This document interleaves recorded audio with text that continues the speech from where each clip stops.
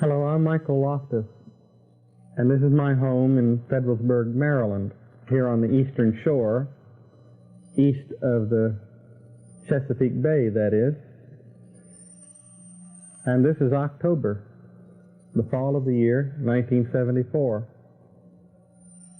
And I'm impressed that just recently we had a bicentennial celebration here, 200 years old in this county, in this town. And yet, in 2 more years, 1976, we'll be celebrating a national bicentennial. But as time wears on, we know that it will mark 20 years since I first met Baba in 1956 in New York City. It was special in a way. I'd had some special experiences in my search to know Jesus and to get to know him better, maybe without the formalities of an organization and the formalities of buildings, for I'd had a lot of experience in organized religion from the time I was a mere baby. And the time came when that wasn't enough. I needed more answers, and I needed more substance upon which to feed. And it seemed that so often you were in need of a good solid steak dinner, but you were only being fed baby food.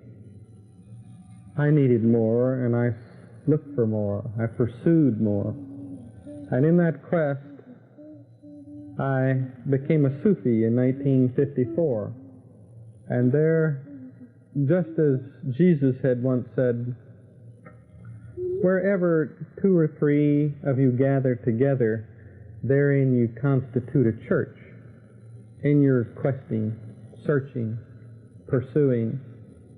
And I found it amongst the Sufis to be my type of church. For there was learning, there was spiritual food to be had aplenty, and I partook to the utmost.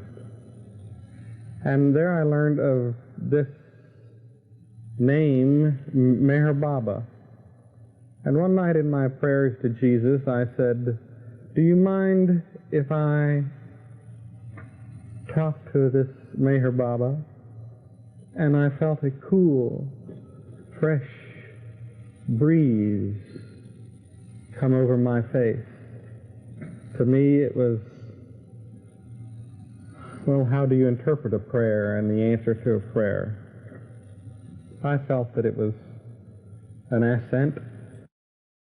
Hello, my name is Michael Loftus, and I'm here in my home in Federalsburg, Maryland, on the eastern shore of Maryland, eastern shore of the Chesapeake Bay. And it's a nice, quiet agricultural area. And I'm here with my family of Baba babies and my wife, who is very devoted to Baba.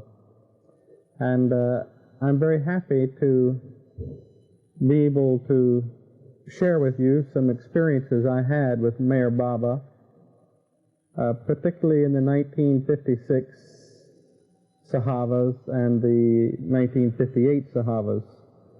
The tapes that you see around me are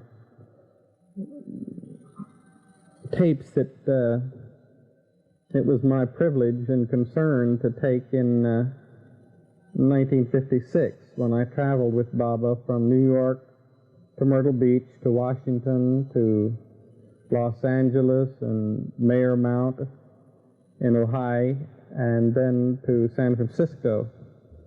And what started out to be a vacation turned out to be a a walk with God or a stay with God, as Francis Brabazon calls it, a most unusual opportunity to have close association with Baba, because after all, when you're going to make a recording, you have to have a microphone close to the speaker.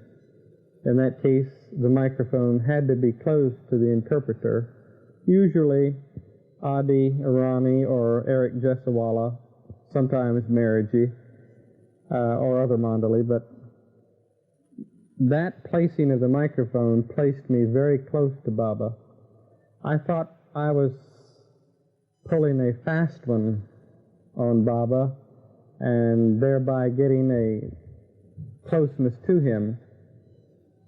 And it wasn't until the end of the trip when Kitty Davis told me, "Aha, so you have been tape recording Baba from New York to here, San Francisco." And I said, "Yes."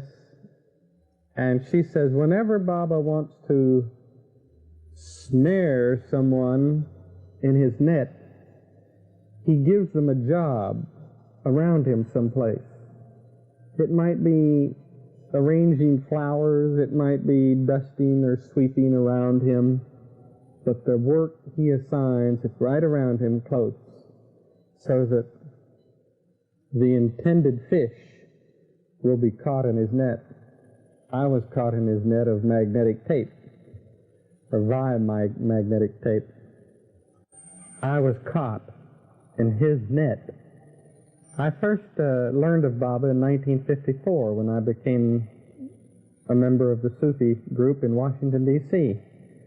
I had had a tremendous love affair with Jesus all of my life, and even had a couple of so-called religious experiences when I had had visions of Jesus, I thought. And one of the things in this love affair that I had with Jesus that I always wished that I could bring about, and that would be, if I could meet him, I'd like to make him laugh, you know, to lighten his burden. And the other thing I would like to do is to kiss him on his left cheek. And then came time that the news arrived that Baba was coming to America. And I was caught up in the excitement of this.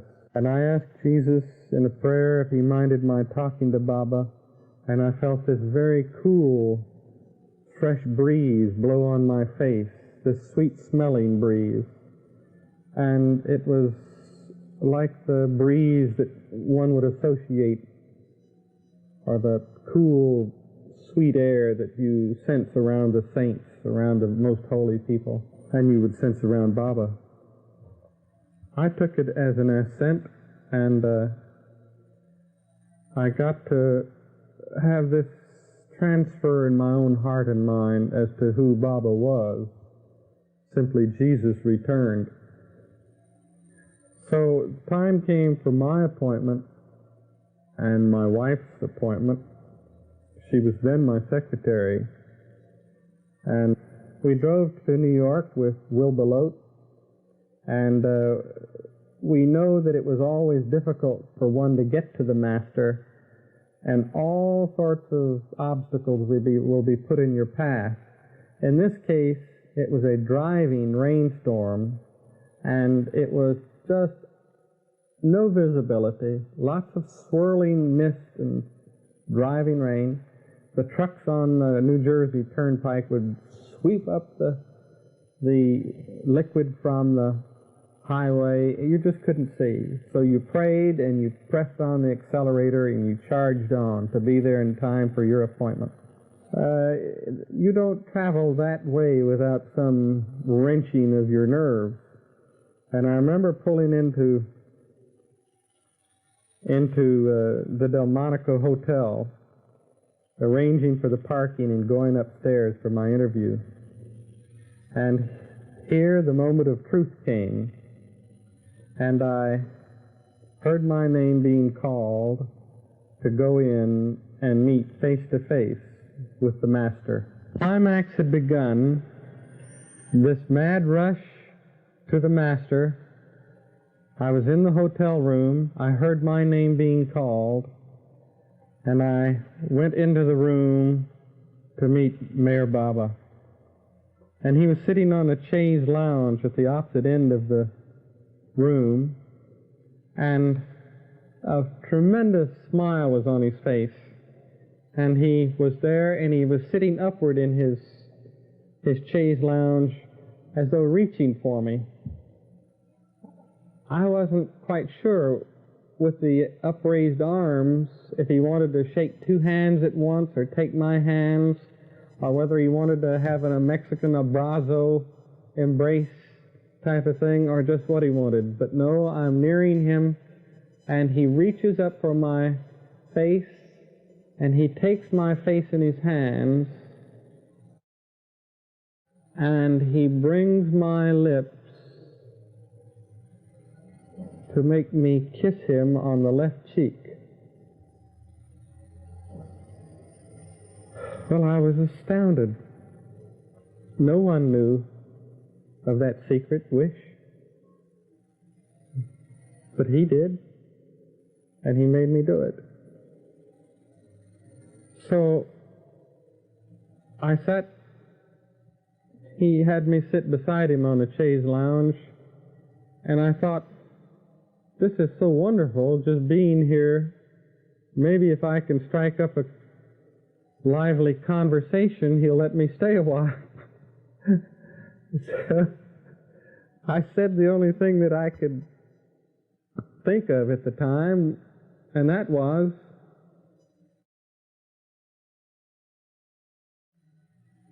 I bet you thought I would never get here. Well, of course, when you say that to someone, just anyone, it doesn't mean too much. But when you say it to someone who knows everything, knows all, who planned the whole thing, it's really funny. He broke up, laughing. Aha. The second thing that I had wanted to do was Jesus had just transpired with Baba. He made me kiss him on the left cheek, and he laughed. All the Mandali did. So I continued and said, well, Baba, it hasn't been easy getting here. Baba knows that. I said, Baba, sometimes I've been up. Baba knows that. I said, sometimes, Baba, I've been way down. Baba knows that too. I said, sometimes, Baba, I would zig this way, and then I would zag that way. And, you know, sometimes Baba knows all. The important thing is that you have come. You've come. Baba knows everything. He knows all about you. He loves you very much. Baba knows all about you. Baba knows everything. Baba loves you very much. But the most important thing is that you have come. After all these travels, all of this time, you have finally come. So it was beautiful sitting there on the chaise lounge with him, and yet the interview had to be concluded so others could come in.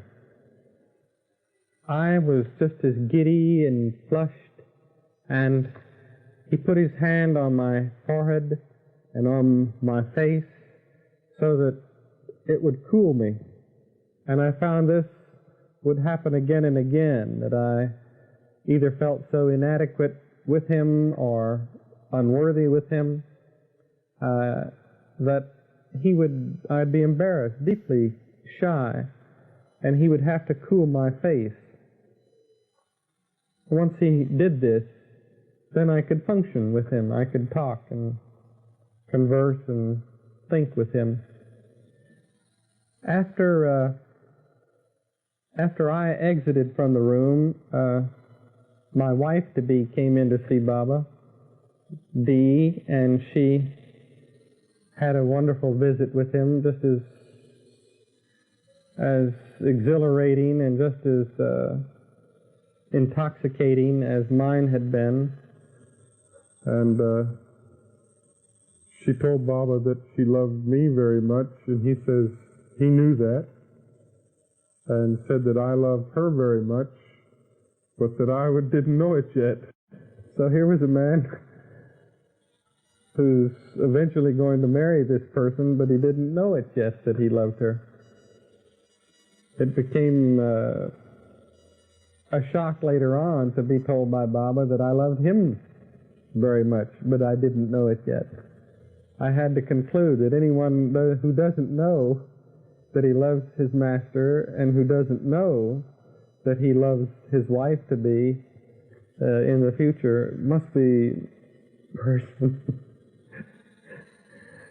The tape recording work settled down into a mere frantic frenzy. And this was because around Baba things are so impromptu. You don't, he doesn't tell you he's going to be in such and such a chair, in such and such a room, at such and such a time. Not usually. You have to get in and be ready to scramble to get a power source from the wall outlet on. You have to get that microphone where it belongs. There were recordings of Baba's messages, and at that time he had discourses which were going to be published in a series for a book called Life at Its Best, a little book published by the Sufis.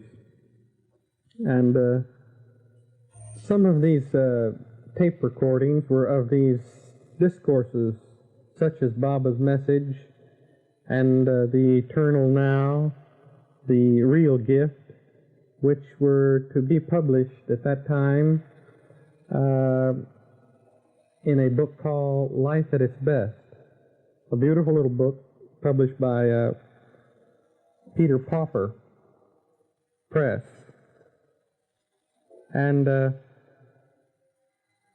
there were press conferences with Baba, and then a most unusual opportunity to go upstairs to Baba's room and locate the tape recorder where it appeared there would be group interviews, but many families came.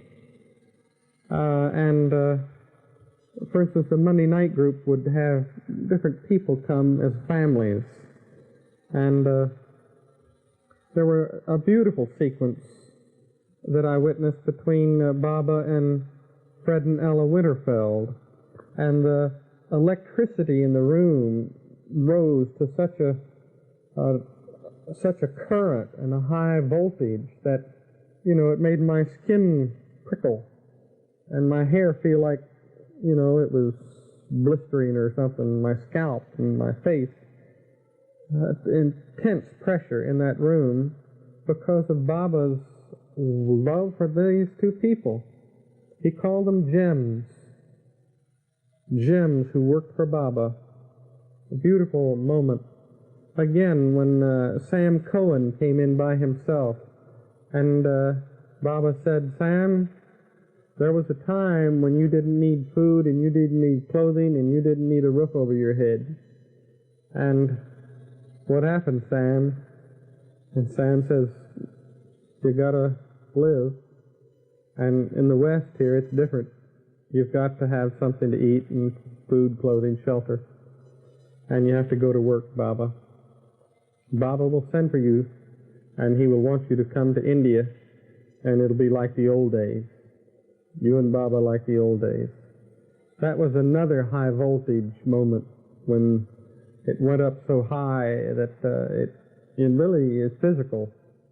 What you feel is physical as you can take your eyes off of the people and close your eyes, but you'll still feel this tremendous voltage come up and affect you that way. There were beautiful moments when Anne Carish introduced her mother and father, Mrs. de Blasio, to Baba. and her brother, Bob. It was extremely warm. So that was a beautiful moment. At the conclusion of it, Baba says, well, what are your plans? And I said, well, I'm on vacation, and I was only led to believe that I could come to New York. And he says, aren't you coming to Myrtle Beach? And I said, well, I could. I have the time. And he says, I will speak to Mercer de Deuce about this. So Baba said that he would speak to Mercer de Deuce about my going on to Myrtle Beach with him. And then he asked about my further plans to go to California, and I said I hadn't made any plans, and he says, well, he would have me come along on to Los Angeles and San Francisco also. That meant I would be taping press conferences and other incidents and meetings throughout the trip. Now let's go on down to Myrtle Beach. We drove down that evening, and I had my tape recorder, and Charmian Deuce had with her a portable tape recorder, which was inside of an attaché case, and it was of the old vintage type recorder where a needle actually cuts a groove on a belt. And it was used in undercover work, conversations, and that sort of thing. And we call it the mouse. And one day I used it for conversations where you had no electricity, you had no outlet. And so I always had this with me. And one day Baba asked me to accompany Don Stevens to go send a cable to Francis Brabazon in Australia. So we left the Mayor's Center on the lakes and went down to downtown Myrtle Beach to send this cable. And I loaned the portable recorder to Dick Gaylor. I came back and found Baba having a group around one of the cabins, and everyone was sitting down, and Dick was several feet away from this recorder. And Baba said, you better watch out. And Dick looked at him a little bit afraid, and Baba said, someone might steal it. Well, Dick was afraid that he might be blamed, or Baba was going to criticize him or something like that, and said, someone might steal it. Baba might steal it. Baba is the universal thief, because he steals the hearts of all.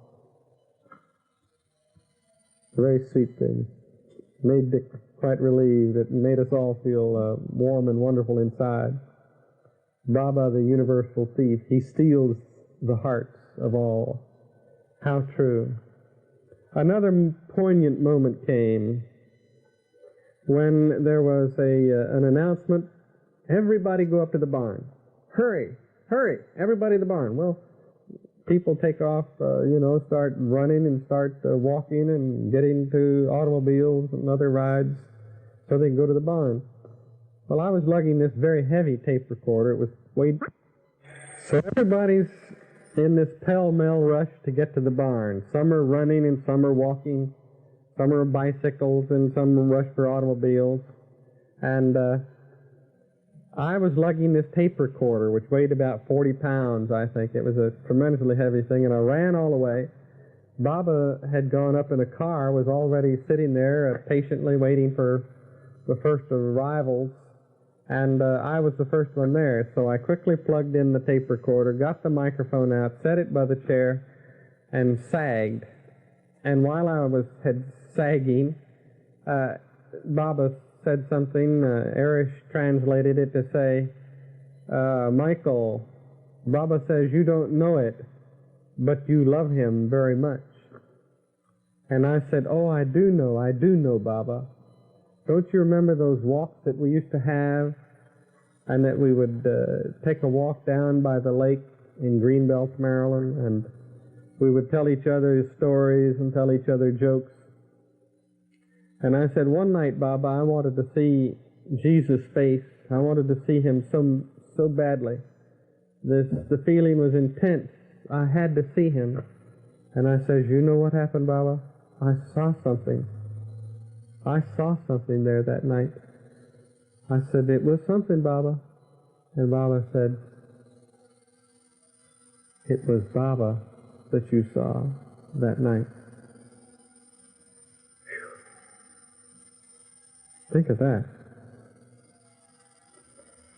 So, that was a wonderful session. It's in the tapes here. The recordings in the barn were excellent. And were perhaps the best of all the tapes taken on the entire Sahavas. There was more Baba input into them. So we finished recording for the barn, and then it came time to go to Brook Green Gardens, and a lovely arboretum type of place nearby Myrtle Beach. And there we had some moments with Baba, and we got to see Tex Hightower's sandals finished, and he gave them to Baba, and he put them on and took some steps, and they kind of squeaked, you know, as new leather will do. And Tex was chagrined, and Baba was very pleased with him in spite of the squeaky leather. Baba sat under a fruit tree and said it reminded him of Buddha's old woman who brought him a bowl of rice pudding when he was sitting under the tree. And upon eating the rice pudding, Buddha attained the goal. He received God realization. So this moment, sitting under this fruit tree in Brook Green Garden, reminded Baba of Buddha. And he said that Buddha's old woman was to Buddha as Babajan was to Baba. And when she gave the rice pudding to Buddha and he ate it, he got God realization. A beautiful story, a beautiful moment. And then it was time to get up and go see some more sights there. And there was much walking. As we got ready to leave Brook Green Garden, Baba spied the elderly Ruth White sitting there. And he says, why are you sitting here? And she says, because my feet hurt, Baba. And he says, well, why didn't you say so? We could have gotten you a wheelchair, or we could have had someone carry you, or I would have come and sat right with you. And she says, no, Baba, I would like you to go ahead and see the beautiful sights there are to see here. And he says, what's wrong with your feet? And she says, they're just acting up. They've been hurting me. And why I said it, I don't know. But I piped up and I said, Baba, maybe if I rubbed her feet, they would feel better. And he looked at me with that look and he says, can you do this? And I said, well, Baba, I used to wash my granny's feet whenever they hurt her too much. And I said, I just use soap and water, warm soap and water, and put some love and care into them and towel them off gently. And he says, do it. So, that evening, I was getting ready to go over to Ruth White's cabin and to rub her feet. And Dr. Ben Heyman says, now tell me exactly what you're going to do. And I said, I just wash the feet and rub them gently with the warm soapy water. And he says, maybe I better go with you. He says, how did this come about? And I told him of Baba saying, do it. He says, oh, if Baba said do it, there's no need of my going. He's handling it. Of course, Dr. Ben was an osteopath and knew very well how to make feet feel better, and he knew that an unpracticed person could harm them. Well, let me tell you the story of that night. It was a big occasion because that was the night that we were to have fireworks over the lagoon area there. And I went up to Ruth White's cabin, and her so-called seeing eye dog was one of the sure-footed dancers of Margaret Crask. So here's this picture. The fireworks and skyrockets are shooting off down off of the pier across the lagoon, a truly beautiful sight. And I had gone up to that cabin just up from the lagoon, across the walkway and up there. I forget the name of the cabin. And there I went to Ruth White's room, and Marie Adair was with her, her sure-footed guide. And we got a pan and some warm soapy water, and I was sitting down at her feet. And she was sitting in a chair, a very tiny little room. It was hardly any longer than this sofa.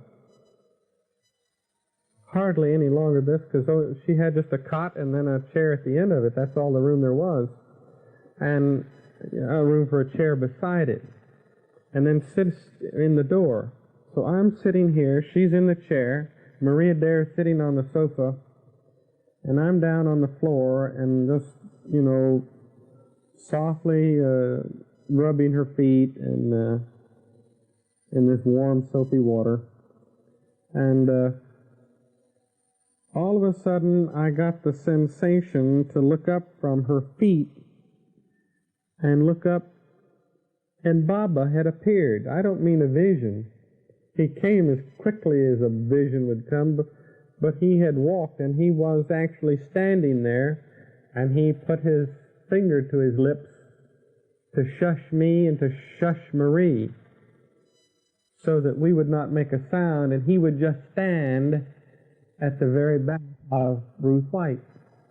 She had her back to him.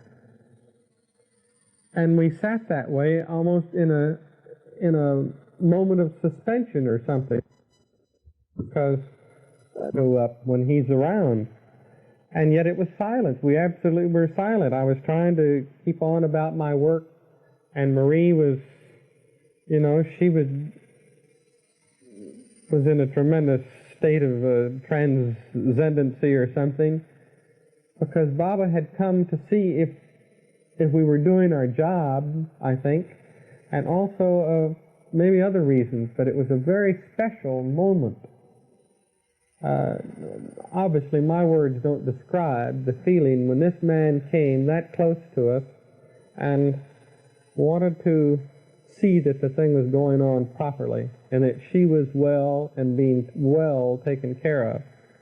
So, after a while, she began to sense the presence of Baba too, and I must have been a little nervous or something, more nervous than I was before, and so she had a tendency to look around, and she looked up and she said, "Well, Baba came to see me."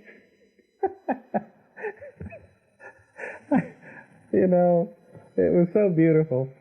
Marie, I talked to her later several times about it, and it was a special moment. Well, just imagine this moment when Baba is standing right there at the doorway, and you're trying not to look at him because it'll give away his presence to Ruth White. And we sat there and sat there and sat there, and he stood there with this impish, mischievous look on his face, trying to keep us in on the mischief. And the fire, you know, the firecrackers are going off and the bombs bursting in air. And it was really a beautiful moment. Until, as you must sense sometimes someone's presence around you.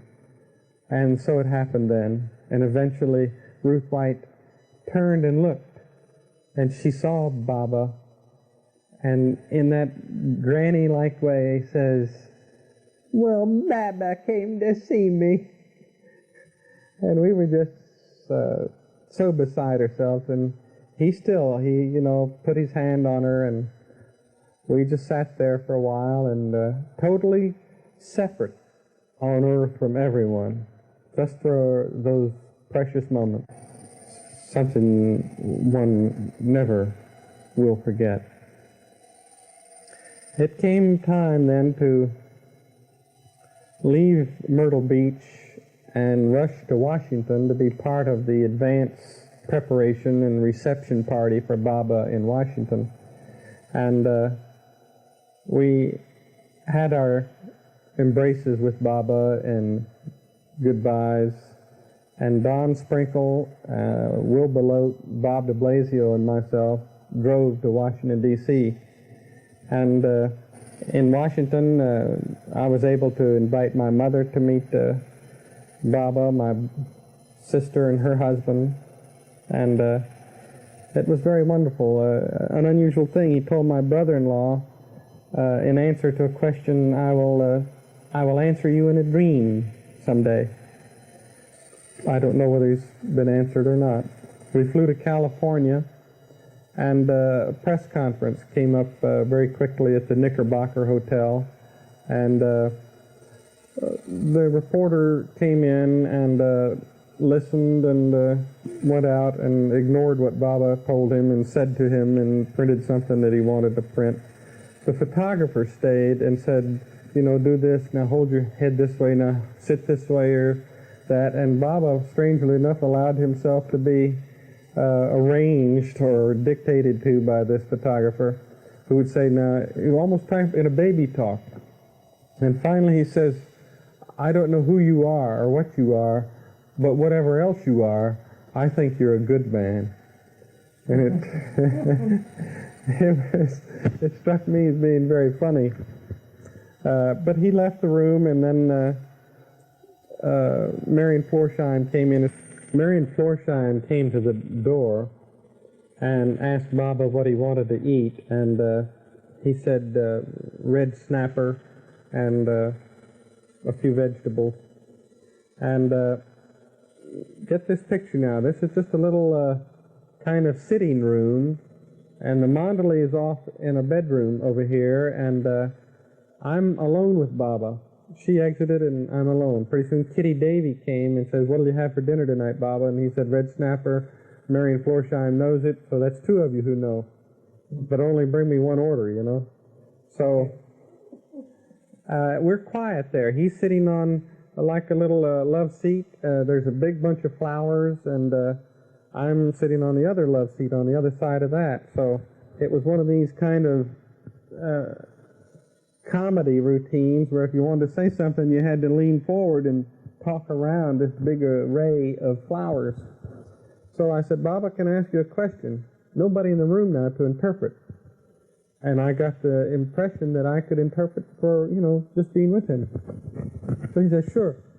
And I said, this position you're sitting in with your one foot stuck between the big toe and like that, Mersh the Deuce has told us that is a position in yoga.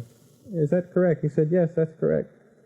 So I said, can I ask you another question? By this time, he's got up in order that we can converse. And he comes over in front of me, and I'm sitting down, he's standing up. And I said, Mersh the Deuce is kind of concerned about this girl that I've been dating a lot. And she thinks that we're seeing too much of each other, and that maybe something serious is going to come out of it. And he says, which girl? And I told him. He says, you? You? And that girl? He says, Baba will talk to you about this later. And at that time, I could tell by his no-no that it was a no-no. It wasn't meant to be. So Arish came in the room then and said he will talk to you about this later. Well, we came time to go up to Mayor Mount in Ojai, California. And right off the bat, we had a general meeting and gathering, and Baba then said, stay, I want to talk to you. So he says, about that girl. And then I said, yes, and he said, that's the one. So he says, will you do as Baba says? Of course, Baba. I mean, do as I say. Of course, Baba. So he says, she is no good for you. You must forget her. Forget her. Forget her. 3 times. He usually spoke to me and repeated things 3 times. I'm probably dense enough that it takes 3 times. So Baba said, this girl is no good for you. I want you to forget her. Forget her. Forget her. Will you do as Baba says? Yes.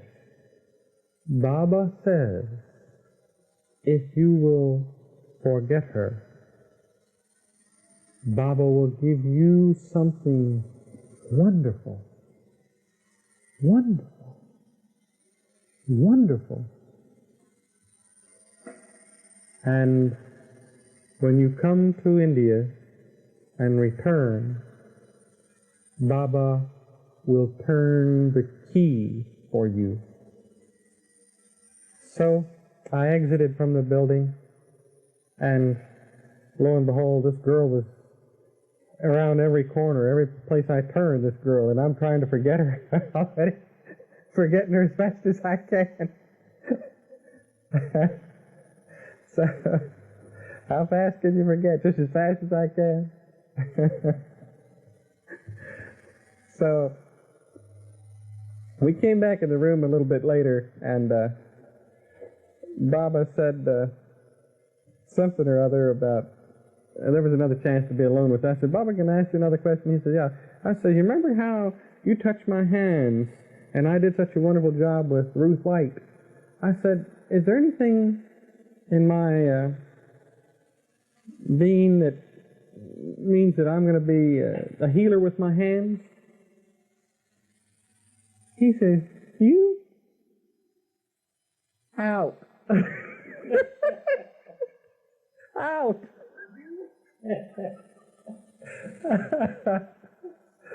His expressions were something. We came down off of, well, now let me reconstruct something for you. There was a lovely lady there. She wasn't too much of a lady. She was more of a grown-up tomboy named Agnes Barron. And Agnes had been, kind of a rough-and-tumble correspondent, I think, in journalism, for newspaper, or some wars or something that she'd been into. She decided she was not going to ride on the plane with Baba. He was very insistent, but she defied him. She wouldn't do it. And then he said, I want someone to ride with her. You cannot ride alone. Someone must ride. So he went through Don Stevens and Ludd and Fred Frey and Joe Harb. He went through one after another of those who could not drive for one reason or another. And he calls me in and he says, can you drive? I said, Baba, I am the best driver in the whole wide world. And he says, how so? I says, Baba, I've got experience in the mountains. I've got experience in the prairies. I am a very good driver. You're the one. He goes with her. Little did I know what I was getting into, because we took off in her old station wagon to drive from Los Angeles to San Francisco. I was never so happy to get out of any one car in all of my life as when we pulled up at the Master Host Motel there in San Francisco. And we pulled in, we parked, and I got out as quickly as I could. She was not going to stay in the motel proper. She was going to sleep in the car on her bedroll, rough it. Always rough it. Never take a soft bed, always rough it. So I went in to register and got to my room, and pretty soon, it wasn't long before Baba shows up. And Baba wants us immediately. So I can't find her. She's, you know. So we go up to, finally we get together and we go up to see Baba. About what happened. We say, Baba, this damn cop gave me a ticket. He said, what happened? And so she told him her story, and he says, now, your story, Mike. What happened? So I said, Baba, we switched off every 50 miles. I think it was every 50 miles, just like you said, and we were going through this little town, and Agnes was going too fast, and it wasn't exceedingly fast, but too fast for the posted speed limit. And so the cop gave us a ticket, and she gave him a hard time. I'm surprised if he didn't write something on the ticket. But so he was very quiet for a moment, and he said, you know, I told you, you must be by Baba's side on the plane. You must be near Baba. But you insisted that you go and do it your way. You were going to drive yourself. Something bad was supposed to happen, Agnes, and Baba prevented it. Baba took it upon himself that you wouldn't have that accident. Now you be glad to pay that ticket. Soon Baba sent for me again, and he says, how are you? And I said, I'm sick, Baba. Something's awfully wrong with me. And he says, in what way? He says, my stomach, Baba. And he says, Baba knows that. Later, Baba called me in to his room and asked how I was feeling. And I told him I wasn't feeling very well. And he said, what's the matter? And I said, I'm sick, Baba. It's mostly my stomach. And he said, Baba knows that. Baba made you sick. I know that he told one other person that time, Lud Dimple, he told Lud that he had made him sick on purpose to, you know, to remove some sanskaras or something while you were with him. So the next day it became time for me to leave and come back to Washington to work, and my vacation was over. And I saw Baba, and he made me again promise that I would come to India when he called for me. So Baba made me promise that I would come to India when he called for me. And that's the last I saw of him in the 1956 Sahavas. It was a very interesting sojourn with God. There was one incident in New York. You remember I was telling you about the taping of the personal interviews. The last of all the groups to go in were the Sufis. And with the Sufis, there was some young man standing in the corridor, and Murshid Adus introduced everyone in the room to Baba, and he got to chat with some of his old friends like Don and Lud. And then this young member, Charles somebody, said he'd like to learn how to love, and Baba kind of bluntly told him, learning how to love is for you. It's not for me to tell you how to love me, it's for you to figure out how to love me. And so then he started to try to say something, and the interpreters couldn't really get the meaning that he wanted, so they resort to the alphabet. And he said, Baba says you've got to love him so much. Baba says you've got to love him until G, O, A, B, C, D, E, F, G. A, B, C, D, E, F, G, H, I, J, K, L, M, N, O, O.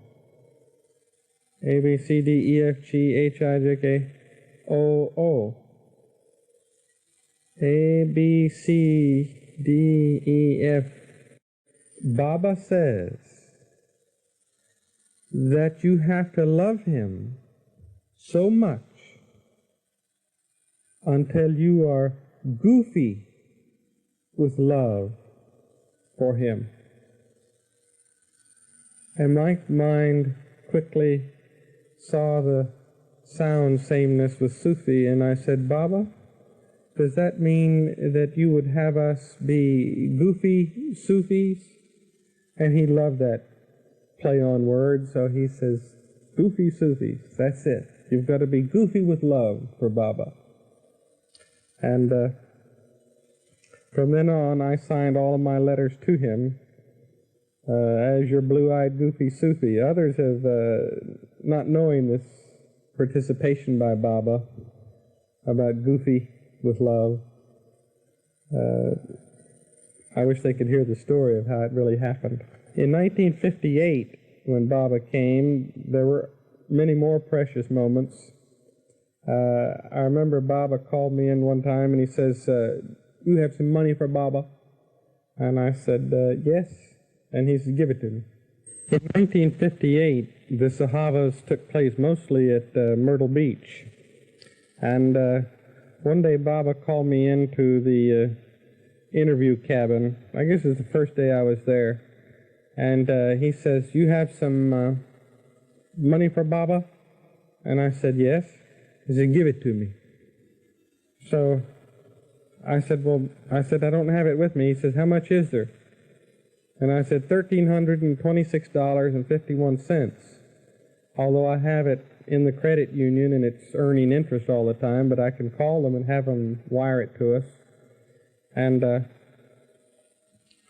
Baba thought about that, and then he says, Baba accepts your gift, and now he returns it to you.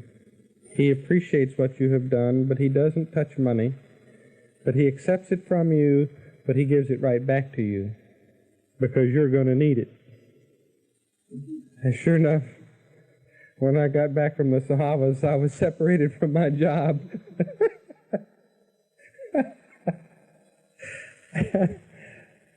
I think he knew something.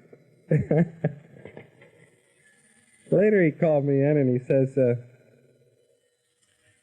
you know something about cameras? And I said, well, or a little. And he says, Mani would like a camera. And so she and Jal can take pictures. What would you recommend? And I said, well, Baba, do you mean you would like to have, they would like to have still pictures or movie pictures? You'd like to have movie pictures. Then Baba, one of the important things is to know what will they be taking movie pictures of. I'm no fool. I knew that if I could drag this out, the longer I could drag it out, the longer I could be with him. So they would take pictures of Baba. I said, well, if you're taking pictures of Baba, he doesn't stand in one place too long. So you have to be able to move in and out of darkness. You know, a light place in the sun and in the shade of a tree and in a little darker area, unlit, such as with the, in a doorway or something like that, coming in and out of buildings. Yes, that's exactly the way it will be, and that's exactly what we need. I said, then you need an electric eye, and why don't you get a camera just like Charmian? Did you see the movie that Charmian made in 1956? Yes? And you like that? Well, would you like to have a camera like that? Ah, yes, that would be perfect. And I said, well, Baba, I just had some money given to me. I said, I've got $1,326.51. And do you think if I put love in the purchase of a camera like that, that Mani would feel the love, and she could make Jal feel the love, and they would make loving movies? Do you think if I put love into the purchase of the camera, that it would be transmitted to Mani and to jaw, and they could then make loving movies. Well, of course, Baba loved this. It was a proper attitude. It was, the money I had collected had been from a Jazz for Baba fund, which I contributed to. Playing my music, I gave the money to a special account and saved it for some special purpose that might come up for Baba. So that took care of that. It was beautiful, and he accepted it.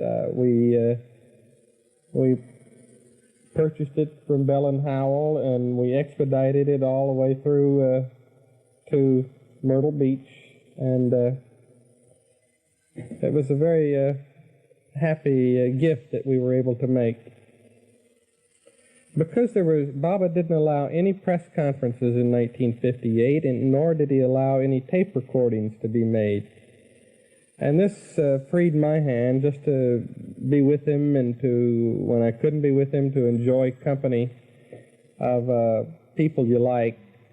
And in particular, there were a group of elderly gentlemen there who gathered every afternoon to swap stories at the lagoon cabin. And from the lagoon cabin, they could look out and see that alligator that was there, a lazy old thing that he was. And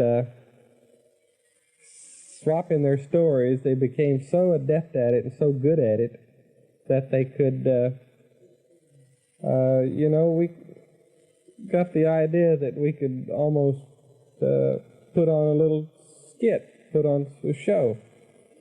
Well, Kitty, I was standing in the kitchen one day, and Kitty said, why don't you get some of your musician friends and play some music for Baba? Go up and cheer him up. He's awfully tired, and he's been awfully low.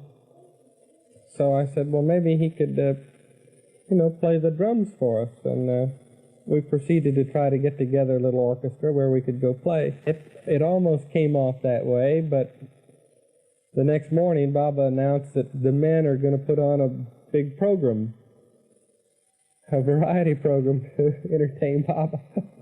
It's not exactly the same thing as to have a private little cool jam session with the Avatar and to suddenly convert it into a big variety program. Our little alligator club was used as the springboard, and under the aegis of the alligator club, and we pretended to formalize it with formal handshake and formal password, and the password was snap, snap, snap. Capitalizing on the good nature of the nice gentleman down at the lagoon cabin, in the leading performers in the alligator club, I just pushed all the responsibility for formalizing and pulling the show together off on them, while I would concentrate on pulling the music together. So all I had to do was to find some musical instruments.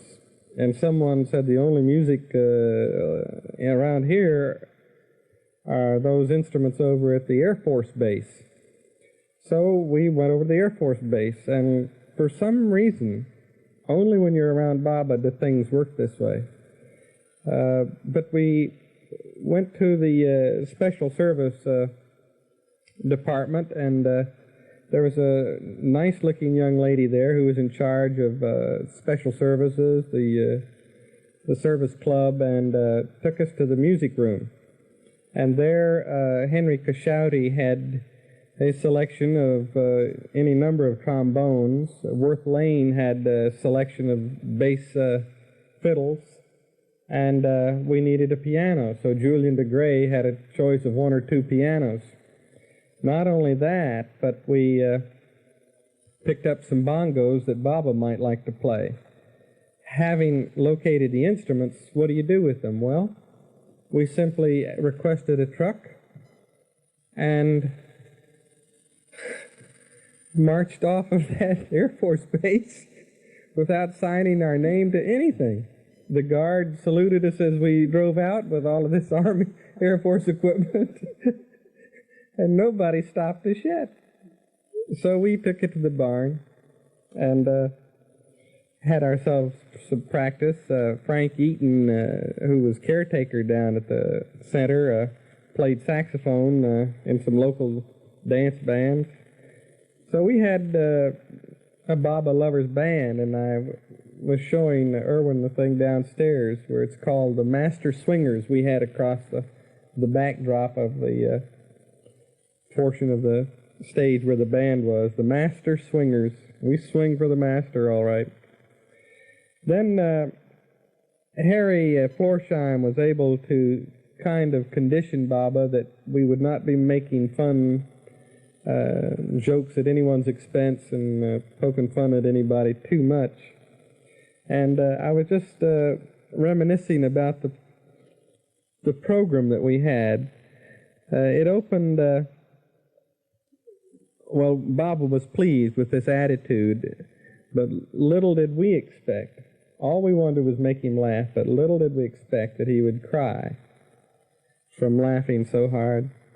The dancers, Tex and Joel, Peter and Jean, delivered Baba. Then Fred Winterfell led the men in 3 shouts of Avatar Meher Baba Ki Jai. All men sing Hail, Hail, the gang's all here till Baba is seated.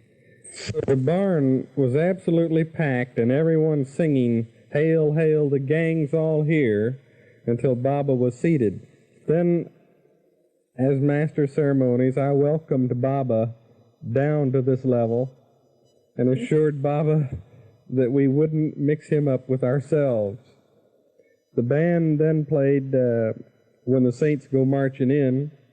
Julian DeGray, who was teaching at piano and music at Bennington College. Worth Lane played bass fiddle, Henry Cashouty on trombone, and Leonard Willoughby handled the vocals. Then Harry Florsheim was introduced as the chairman of the local chapter of the Alligator Club. And Harry presented Baba with an applause maker toy and made a big noisy ovation about it. Harry then introduced Ben Heyman. Harry has to awaken Ben from a false sleep by number 1, whistle blast, whereupon Ben wakes up, stands, and immediately starts to tell the story about the barber in Cuba. But it's a dirty story, and because there are ladies present, Harry has to stop Ben's story by 2 blasts on the whistle. Whenever this is done, or Ben's name was even mentioned, Baba would simply crack up. Then Harry introduced Lord Chamberlain to speak on the habits of alligators. And finally entered this specimen of a young, tender, and willing alligator bait, which was Dana Field tied up in baby attire, including a bottle, and pushed in a wheelbarrow by Leland DeLong, and the band played Rockabye Baby throughout the appearance. The band then did He's Got the Whole World in His Hands with Leonard Willoughby, and everybody joined in at the last chorus. Dr. Chamberlain introduced the Austrian Dr. Harry Florsheim and Dr. Ben, and we played the Austrian national anthem for him. And Harry is Dr. Krupfuscher.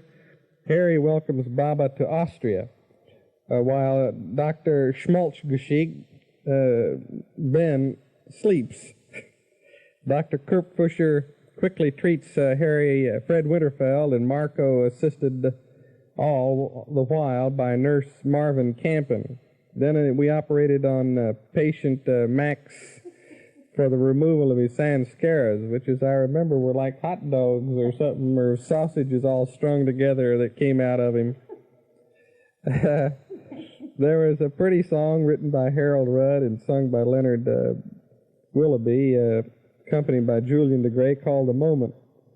Then I introduced Harry Florsheim, who asked Joe Harb to give some samples of joke research, also Charles Purdom and Dr. Hutchinson stories. After some more jokes and jolly things that went on, I told Baba that The men's intention was just to make him laugh, and we'd accomplished that, but our planned ending was to just sit quietly with Baba and let him finish the program any way he wanted to. So he did finish it, and he had already told the men that in this incarnation he had never laughed so much. His jaws ached, his sides hurt, his eyes were stinging, they had been watering from such hard laughter. But more importantly, he said that in his next incarnation there would be no chance for this. Be a little more serious. People will be a lot more intuitive, and the work will be a little bit more serious when he comes. It seemed that he missed, this wonderful opportunity he'd had with these humans, his old buddies, that he would leave them. And he often said that how easy it would be for people to leave him. I remember in a room with the Sufis, he told us, it'll be just as natural as if a cobra came into this room right now, right here. And you jumped out the doors and the windows. That's how natural it will be to leave me. What an excuse. But then he pointed to me and he said, but you, Michael, will never leave me.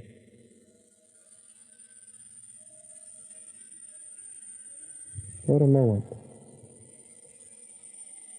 to know you'll never leave the avatar.